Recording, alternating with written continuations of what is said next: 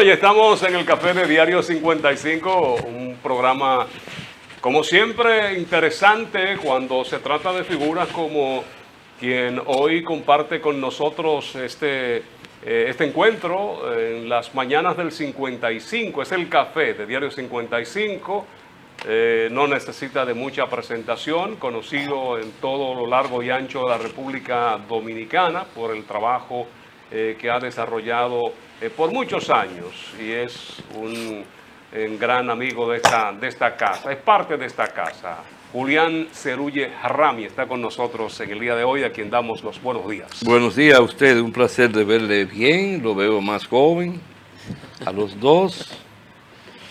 Lo veo hasta más creativo, porque sonríen. Estamos tomando un poquito de sus técnicas.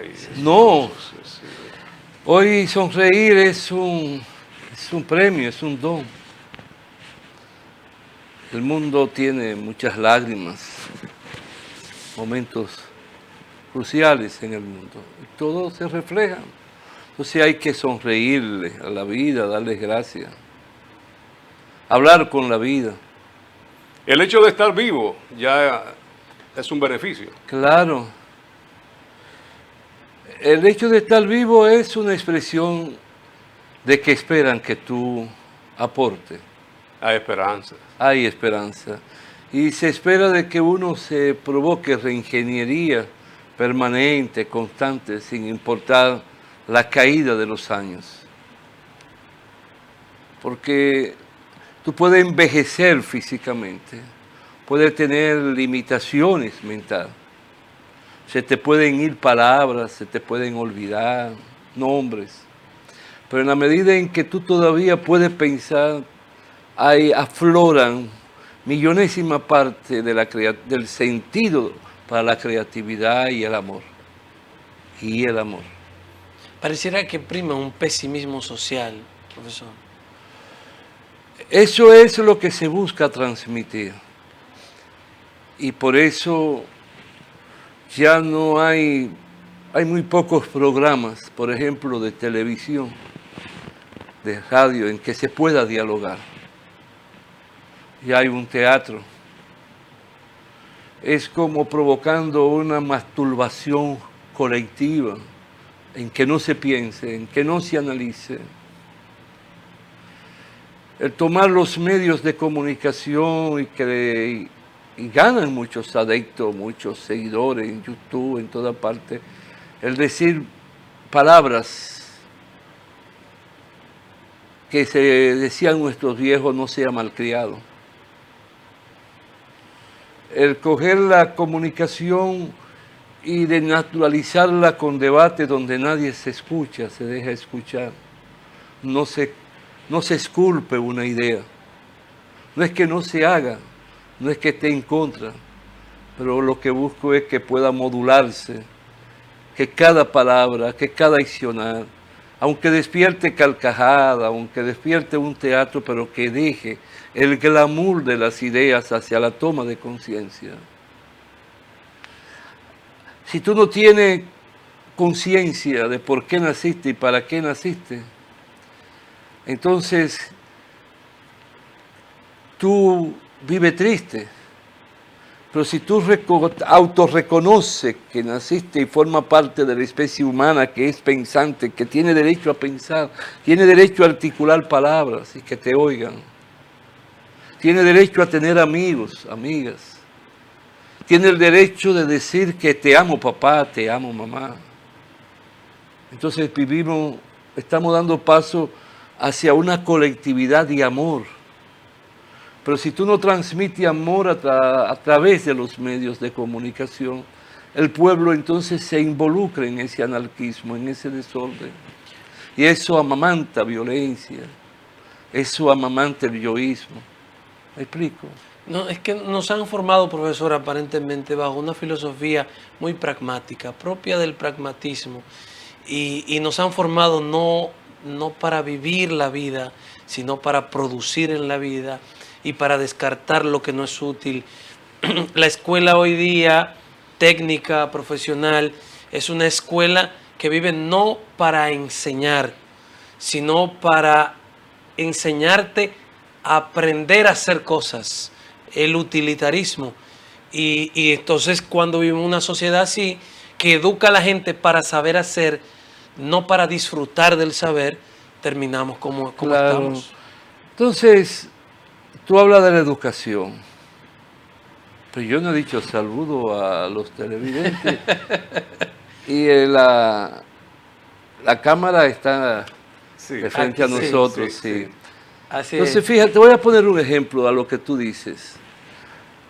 Yo estaba en el primer y segundo año de la primaria, en una escuela de madera, techada de zinc, con una letrina que yo he dicho siempre, y lo digo hasta por televisión, los amiguitos teníamos que hacer un ron cuando la compañerita iba a usar la letrina, porque no había ni puerta, ni un asunto de tela. Mira donde existía el respeto del cuidado, siendo niños de 6 o 7 años. Pero nosotros teníamos que poner sobre el escritorio o el pupitre, teníamos que poner nuestras manos. ¿Para qué? Para ver si estaban las uñas cortadas, si estaban limpias. Cuando llegué al bachillerato a San Francisco de Macorís, a la escuela Ercilia Pepín, donde estudiaban los hijos de ricos, de los terratenientes, los hijos de los pobres, todos juntos. No había diferencia social porque la escuela pública alimenta la unificación de los sectores. Los colegios ya comienzan a clasificar de primera, segunda, tercera. Nosotros teníamos hacer la fila para subir la bandera. Después que se subía la bandera, entonces había que estirar los brazos. Y pasaba una profesora para ver también las uñas, ver la corbatita negra, porque vestíamos igual que los guardias, ver cómo estaban los zapatos. Todo empezaba en la escuela. Tú podías ir con la media rota, tú podías tener la suela del zapato rota, pero no se veía. Lo demás que se veía tenía que ser con la pulcritud. Porque es que hay que enseñarle desde pequeño, desde que nacen hay que irlo cultivando. Por eso desde que nacen a los 46 días de nacido deben de estar ya en una estancia infantil, donde hay un material humano que le va a enseñar a gatear, a articular las extremidades, le va a ir enseñando a cultivar las cuerdas, los gestos de las cuerdas vocales, para hablar correctamente, con médicos, enfermeras. Entonces el mundo está en guerra. En África solo ya van 7 golpes de Estado, se está cayendo el imperio francés. Europa está en guerra, llega un nuevo invierno. ¿Quiénes van a sufrir en Europa el nuevo invierno? La clase trabajadora, la clase campesina. Son los que no tienen acceso a poder tener el gas como debe ser. La electricidad, todo queda afectado porque están en guerra. Entonces nosotros se divierten en los debates sobre la guerra, cuando lo que debe de haber es una palabra al unísono, paz, respeto a la autodeterminación, respeto a las fronteras de cada país, no motivar esas guerras. ¿Me explico? Claro, claro. Pues soy de ustedes. Profesor, a propósito de lo acontecido en el día de ayer, parece que la dirigencia del Partido Revolucionario Moderno, cuyos líderes caminaron en el PRD, parece que siempre hay gente que vota a propósito de lo que usted dice, por el conflicto, la falta de unidad. No hay forma de que al terminar una gesta de este tipo, todos terminen alineados ya ante las elecciones. Candidatos como Alburquerque decían que iban a someter a un proceso. Vemos el que gana llamando a la unidad. Es lo típico, el que gana llama a la unidad, pero siempre hay sectores como que no camina. Cuando los partidos políticos no logran ponerse de acuerdo a lo interno, se puede esperar que nos gobiernen como país, como el país que esperamos. Fíjate, el problema es el yoísmo, el individualismo, como yo decía. Lo de ayer, yo no tengo que detenerme a observar si una matrícula de 3 millones fueron 600,000, fue mucho, fue poco. No, yo lo que tengo es que lo que ocurrió ayer, aplaudirlo. Yo fui de mi casa, que vivo en el campo,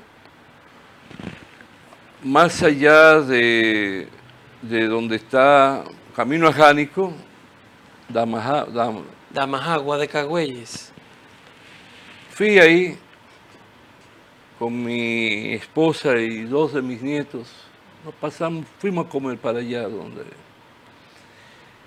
y me encontré con los inconvenientes de los tapones, tanto al pasar la escuela de la Argentina, como ya cuando llegué a Bellavista. Pero todo lo que observé fue de orden. Vi camaradería entre las personas. Tuvieron un bonito proceso.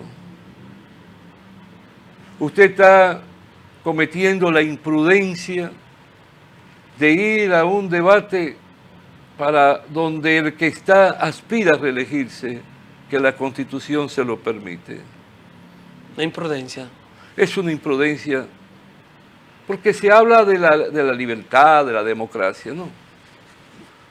Si hay un presidente y las encuestas están registrando que tiene una determinada aceptación por parte de un pueblo, ¿qué hago yo con quererle ir a rivalizar esa posición? No. Fue un bonito certamen. Participaron un % determinado, no importa. Lo hicieron, lo lograron. Entonces, si tú eres parte de ese instrumento político, y más tú, que tienes una formación intelectual, académica, científica, por encima del denominador común, entonces cuando tú tienes que elevarte a la altura correspondiente del humano, fíjate lo que ocurre, te voy a poner un ejemplo a lo que tú has descrito correctamente de México. En México el partido de gobierno elige su precandidato. Históricamente en México, con la llegada del PRI hace 100 años, el presidente en funciones con el dedo elegía quién le iba a suceder. El presidente actual dice, no más dedo, que sea el pueblo. Por tanto, que sea a través de encuesta. Se eligen 4 encuestadoras de 12 que se echaron en una góndola. Góndola, sí, en la tómbola. Tómbola, sí. Y cada precandidato tenía derecho a elegir una. La que propuso un precandidato, esa no salió. El presidente del partido, a nombre del partido, tenía derecho a proponer una. Ante esa situación, dice, nosotros renunciamos a la nuestra para que el compañero se acepte la del compañero. El partido también tenía que hacer su encuesta, pero de una forma diferente. Si tú me encuestabas, me pasaban un volante, una hoja, con los precandidatos, y yo tenía que votar y echarla también en una urna. Todo se sellaba. Fíjate todo el mecanismo. Incluyendo la encuesta que él propuso, él pierde. Perdió en las 5 encuestas. Termina y habla de fraude. Llega al extremo de que ya el presidente, el líder del partido, le entrega el bastón de mando a la persona que ganó, una mujer, extraordinaria mujer. científica, una científica. Y este señor ahora ya está en el tribunal electoral, que son enemigos del partido de gobierno. Está controlado por la oposición, todo. Era el problema porque no fui yo. Lo que hay que desnudar de su vida, de su mente, es el yoísmo. Es el creerse que soy yo o no es nadie. Después de mí el diluvio. No, la historia sigue, continúa. Julio César se fue, Alejandro Magno se fue. Murió joven Alejandro Magno.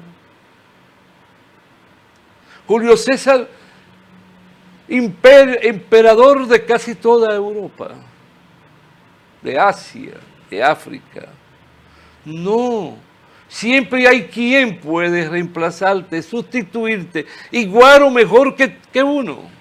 Profesor, ¿y eso no inspira también la creación de los caciques? El hecho de que si mientras el que está aspire, nadie debería aspirar. Permíteme, no te digo que nadie aspire. Yo lo veo una indelicadeza desde el punto de vista de uno, porque la Constitución le permite la reelección. Entonces, tú tienes que ver es las encuestas. Las encuestas son un parámetro. Tú tienes que hacer un estudio, ¿va bien o no va bien? Y si una persona te registra en una encuesta un 50, un 51, un 49, un 48, es porque está teniendo una aceptación de las grandes mayorías de su país. ¿Qué opina usted de la reelección? La reelección como es figura. el germen de la corrupción en nuestros países y América Latina. Porque, por ejemplo, el presidente que aspira a reelegirse depende del comité político de un partido y depende del comité central, más que de las bases del partido. Entonces son funcionarios. Y tú, por no disgustarlo, por no perder ese voto, ese aval, tú cierras los ojos. Y ahí viene. Pierde la autoridad, pierde la fuerza. La reelección para nuestro pueblo es una condena. No es el caso de China, no es el caso de Vietnam. Son países con otra cultura. Allí, por ejemplo, muere, vamos a poner el caso en Corea del Norte, han muerto 2 líderes. El padre, el abuelo, el padre del que está. El pueblo se paraliza. Eso es lágrima. Eso es como si fueran aguas en corrientes de río, de tantas lágrimas. Porque ellos provocan la adoración a quien le dirige. Por ejemplo, Mao Zedong, ¿cómo es recordado? Deng Xiaoping, ¿cómo es recordado en China? ¿Cómo es recordado Ho Chi Minh en Vietnam? Nunca se religió, pero fue un símbolo de la rebeldía, de la guerra, de liberación. Fue él hasta que murió. Pero hay otro concepto. Hay un partido único con un plan de nación definido por su comité central y puesto en práctica por su comité central a través del gobierno. ¿Y hasta cuánto es saludable para una sociedad ese hecho de un partido único y de la promoción del culto a la figura del líder? Eso es connatural al concepto de la sociedad asiática.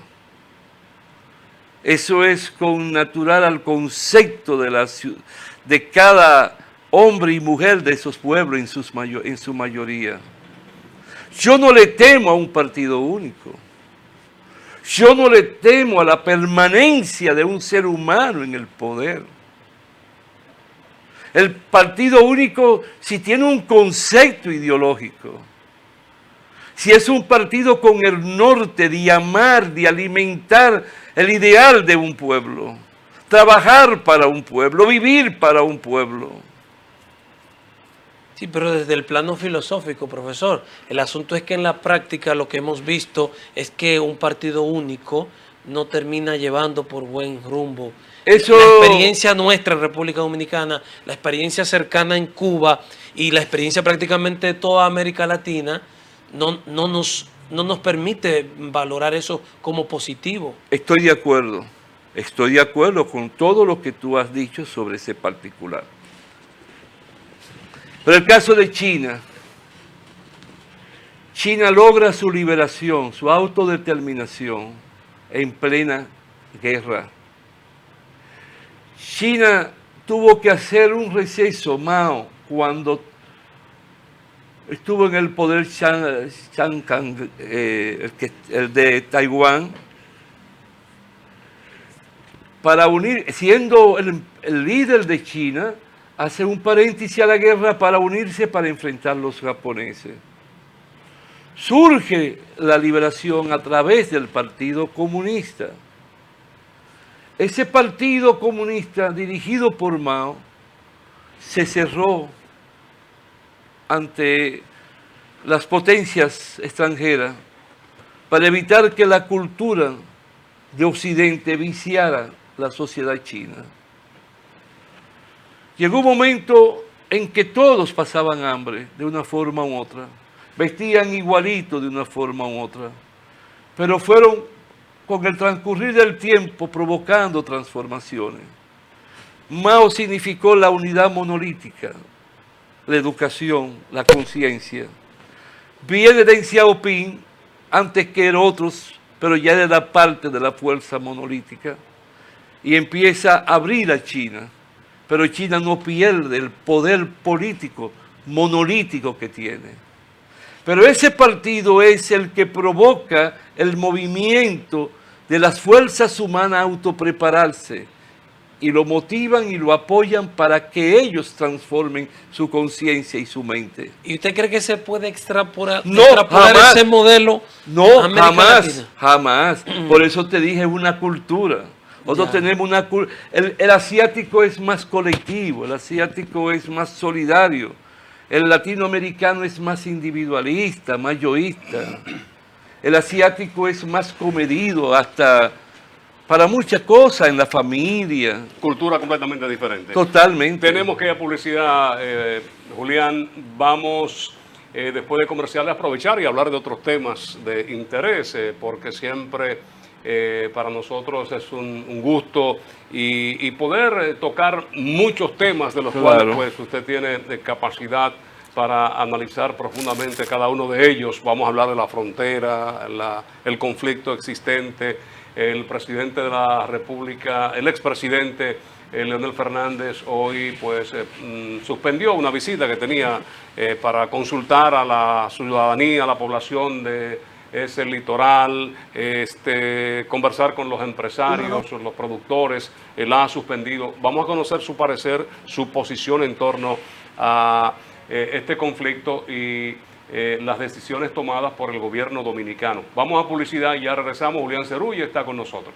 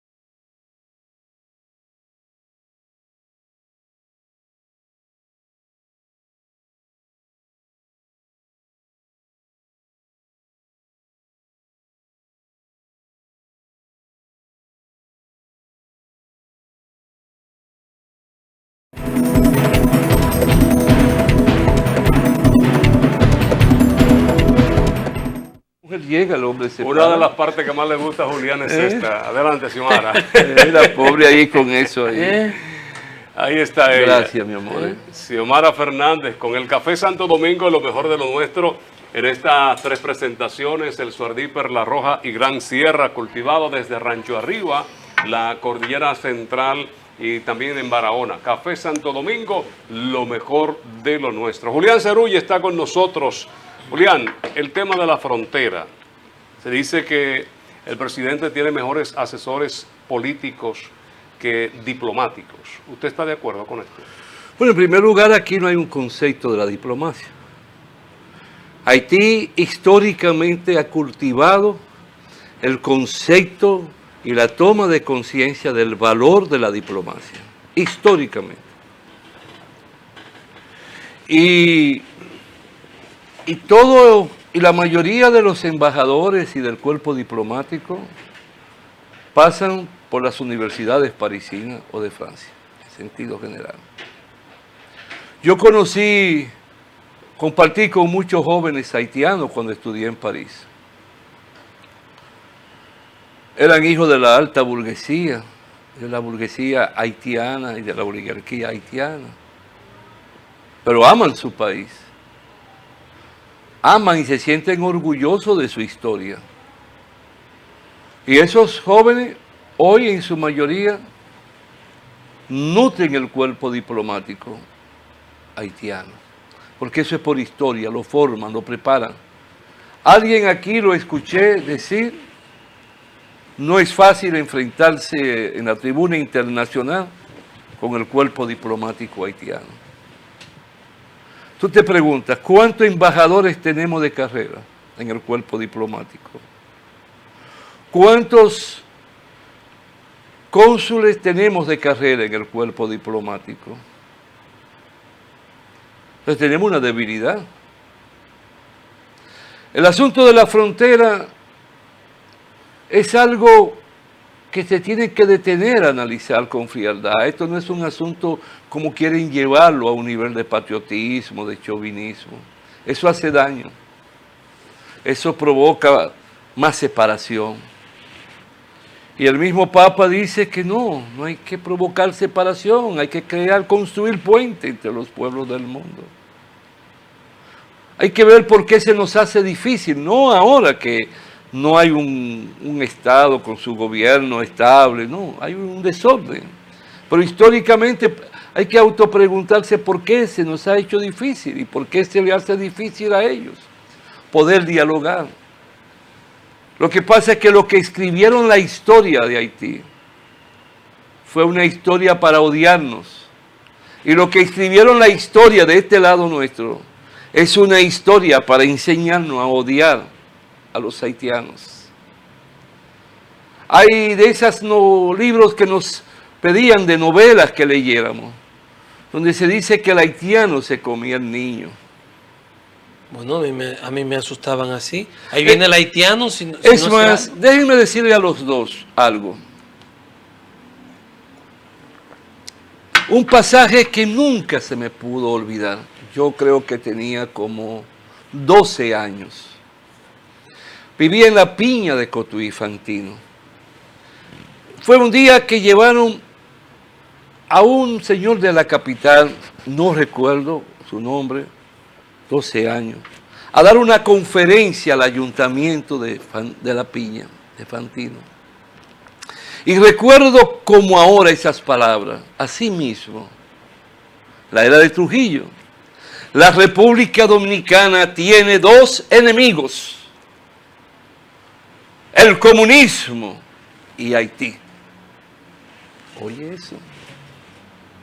En una conferencia, en un ayuntamiento.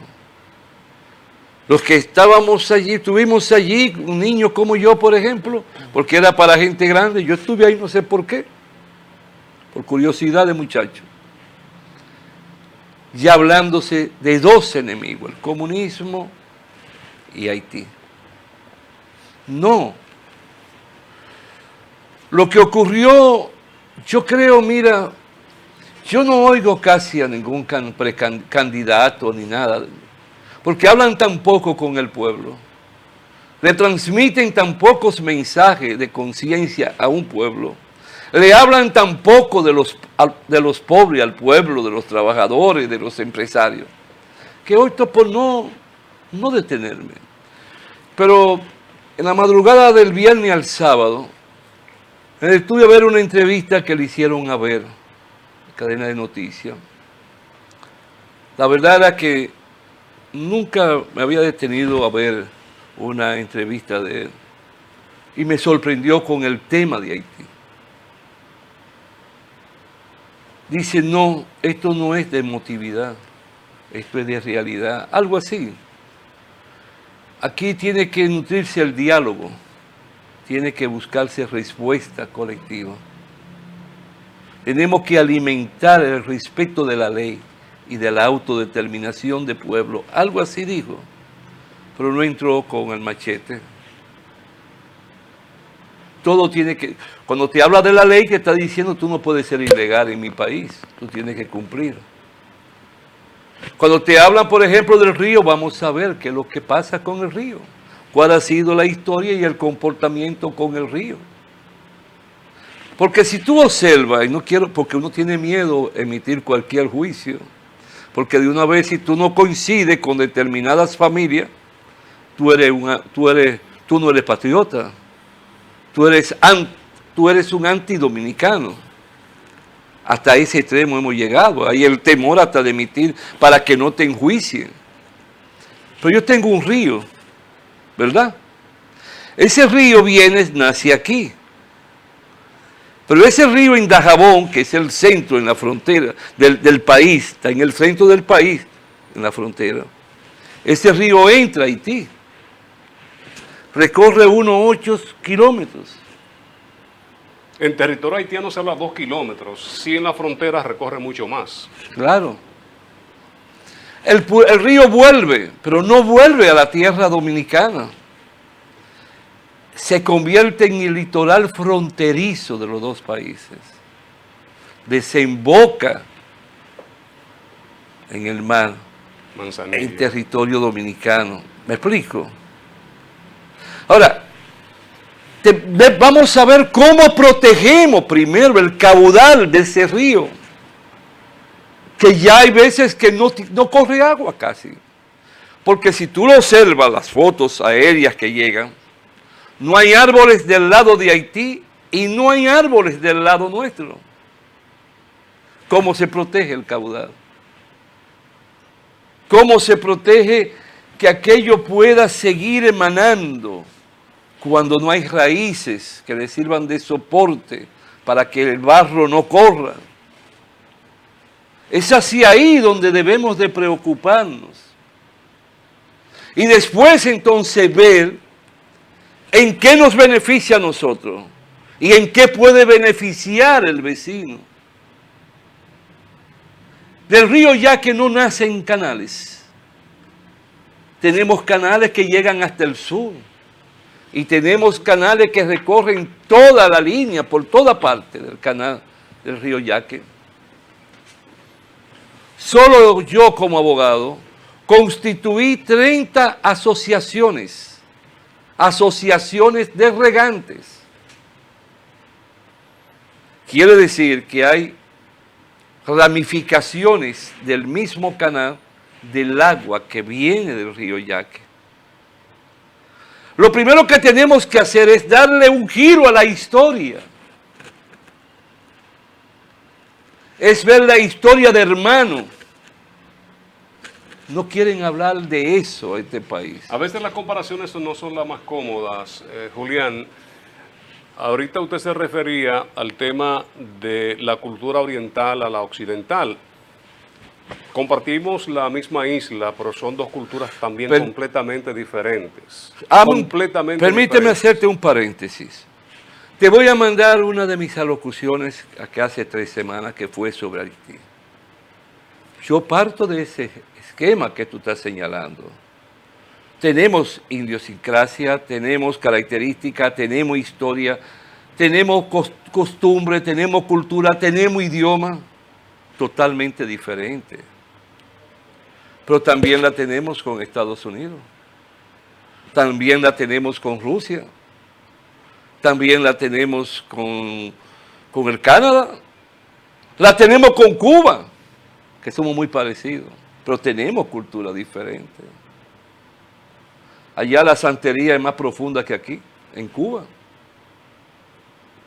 El vocabulario muchas veces hasta más, le ponen sazón, pero es hasta un poquito más vulgar que el de nosotros, como es el cubano. No, eso hay que conocerlo, lo que tú dices, y hay que estar consciente. Pero a partir de ese conocimiento es que debemos de buscar respuesta. No es en el marco de la ilegalidad que tú vas a buscar respuesta, porque la mayoría de los emigrantes ha sido en contubernio con los que están en la frontera históricamente después de la muerte de Trujillo. No escapa nadie. Entonces, ¿qué tengo yo que hacer? Tener leyes claras para la migración. Leyes como la tenía Francia, la tenía Alemania, antes de que se diera la Constitución de la Unión Europea como fuerza política. El concepto que tenemos, Julián, es que el tema de Haití nos da beneficios políticos.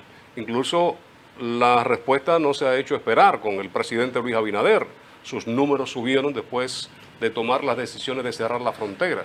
Yo te pregunto, ¿es eso ser sincero con su pueblo? Decía que no había con quién negociar en Haití. Es cierto, allá no hay seguridad de ningún tipo, pero vimos al primer ministro en representación de su país en la Asamblea de la ONU en Estados Unidos. O sea, tiene un representante. La vía diplomática no se utilizó, no se usó correctamente. No, es que no ha habido nada. Fue tomar una decisión con un accionar. Unilateral. Unilateral. Fíjate, el que está muy ligado a la iglesia aquí, al obispado, ¿verdad? La Iglesia Católica de Haití y la Iglesia Católica Dominicana están al unísono. ¿Cuál es la voz de las dos partes? ¿Están llamando a confrontación? ¿Están llamando al diálogo? ¿O no es así? Así es. Entonces, no. Lo que tenemos es que tirar las cartas sobre la mesa, porque lo del canal viene desde hace mucho, de toda una vida. Y tenemos un tratado, tenemos acuerdo. ¿Por qué en el 18 comienza el canal? Pero el conflicto viene por ahí, profesor, por el desconocimiento de los tratados, de los acuerdos. Eso es lo que se alega desde la Cancillería. No, la Cancillería no tiene moral para hablar. Pero es el órgano. Sí, pero no tiene moral para hablar. Porque ellos no tomaron las medidas a tiempo. ¿Cuándo llegaron ellos al poder? En el 2020. ¿En qué año estamos nosotros? En el 2023. Para la época en que nació el canal, en que se empezó a construir ese canal, contaban con un presidente en Haití. Nadie reclamó desde aquí. No, ellos han hecho alusión al acuerdo del 2021. Y en ese acuerdo del 2021 hay un considerando que no sé qué bendito busca en ese acuerdo, ese considerando. ¿Qué dice? Así no lo puedo recordar, pero es un reconsiderando que da a entender la viabilidad del canal. Que tienen el derecho para operarlo. Conflicto entre Chile y Paraguay, por ejemplo, creo, no, sí. Tienen que resolverlo con un río. Son aguas que corren. Tú no puedes decir que aquel no te lo puede usar, porque es tuyo. Y es agua. El que va a tu casa, tú le niegas un vaso de agua. Se lo niegas tú. No nos dejemos dirigir por personas que han hecho daño a este país. No, son ataques que no guardan relación con la verdad y la realidad. Profesor, pero lo que se ha presentado no es un desacuerdo con que ellos utilicen el agua. hasta el momento lo que se ha presentado es la disposición unilateral No, del uso de las aquí aguas se lo del río. permitimos. Lo que pasa es que ese acuerdo ya lo sacaron del internet, de la página de la Cancillería. Pero aquí hay comunicadores de la capital que lo grabaron, lo guardaron y lo tienen y lo han presentado. Nosotros no lanzamos la voz en el momento oportuno. Y hay un problema, que Fran lo decía. Lo que observa de Europa, de España, ¿a dónde se inclina? Cuando yo estudiaba en Francia, en París, en el 1969, a nosotros no nos conocían como República Dominicana, ni como Santo Domingo. Nos conocían como Haití, en el 69 todavía. O sea, Haití está muy impregnada en la cultura europea. Que ellos no lo hayan sabido aprovechar, los haitianos, eso es otra cosa. Y eso a nosotros en un debate internacional no nos va a beneficiar. Tú tienes que, cuando tú eres presidente, tú tienes que medir las consecuencias y los efectos más allá de lo que tú estás viendo. Y ahí no es solo el problema con los haitianos y el canal, lo que tiene ahora. Es que tenemos miles de millones en juego de personas que están perdiendo dinero, que son productores, agricultores de nosotros, que tienen ese mercado. El ir, por ejemplo, a Dajabón, en el mercado que hacen una vez a la semana, bilateral, es como si uno creer que uno anda por la Quinta Avenida de Nueva York, tanta gente, van y vienen, es como si fueran las hormigas que se mueven en Beijing, en China. Eso es un movimiento que hasta miedo siente uno, de tanta gente acumulada, vendiendo, transacciones de todo tipo. Todo eso hay que pensarlo como presidente, como gobierno, como equipo de gobierno, antes de tomar decisiones. O sea, ha sido un error cerrar la frontera. Totalmente. Y un error llevar tanques de guerra. Y un error mover los aviones. Y un error llevar helicópteros. Porque usted está estremeciendo todo lo que tiene que ver con la seguridad geopolítica mundial. Usted no sabe por dónde se están moviendo las fichas entre Estados Unidos, Rusia, China, Alemania, las grandes potencias. Nos ponen como ficha y estamos siendo víctimas de ese fichero. Nos mueven.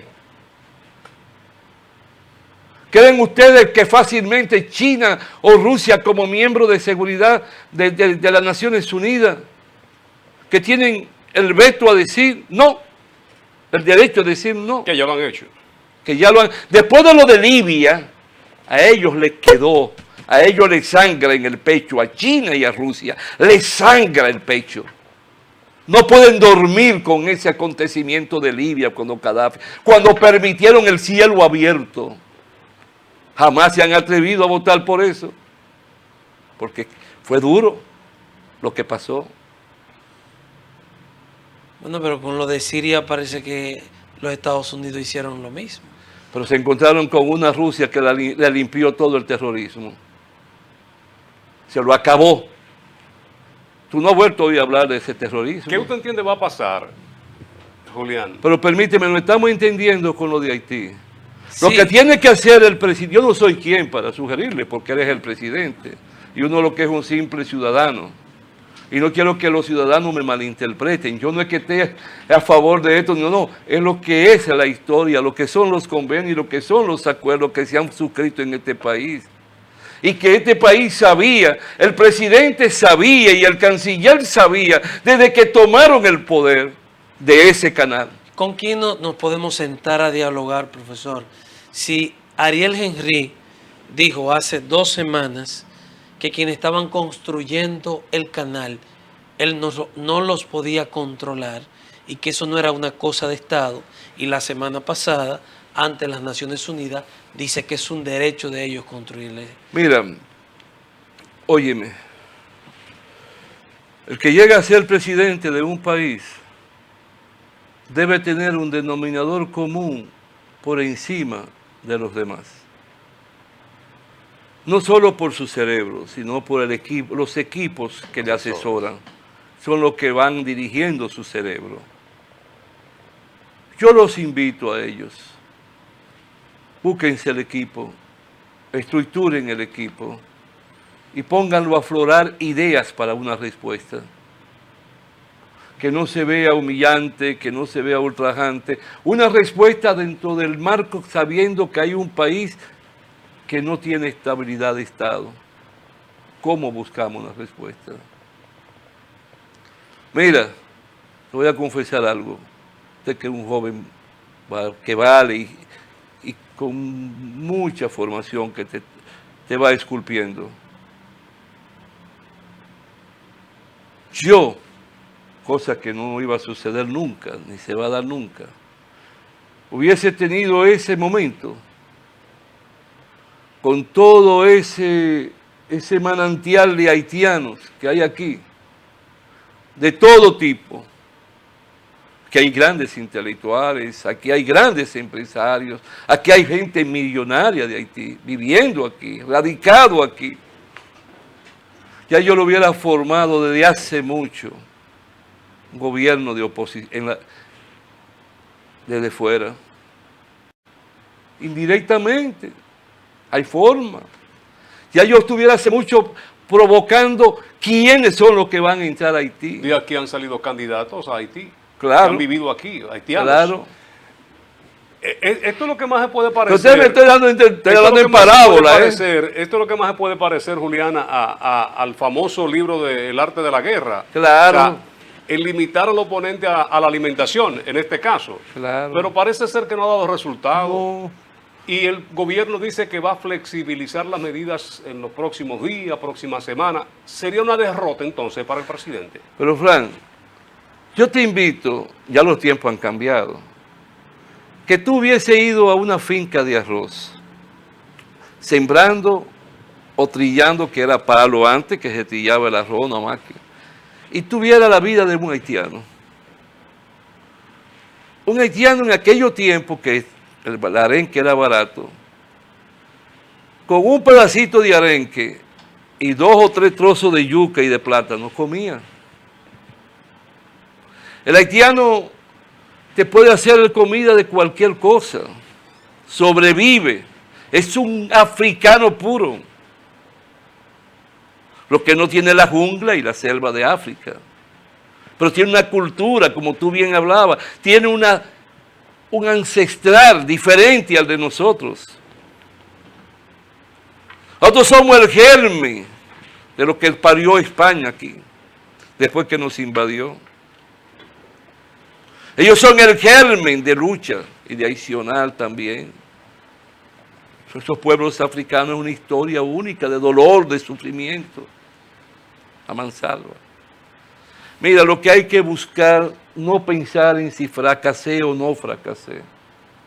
Lo que hay que buscar es cómo revertimos todo dentro del manto de la autodeterminación de Estado, dentro del manto de la soberanía nacional. Se está fomentando el odio.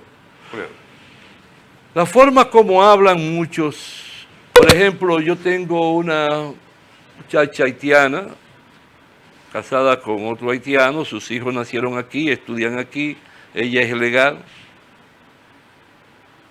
Otro día le pregunto, ¿y cómo te sientes? Estaba yo con una abogada en mi despacho de la oficina, se fue en llanto.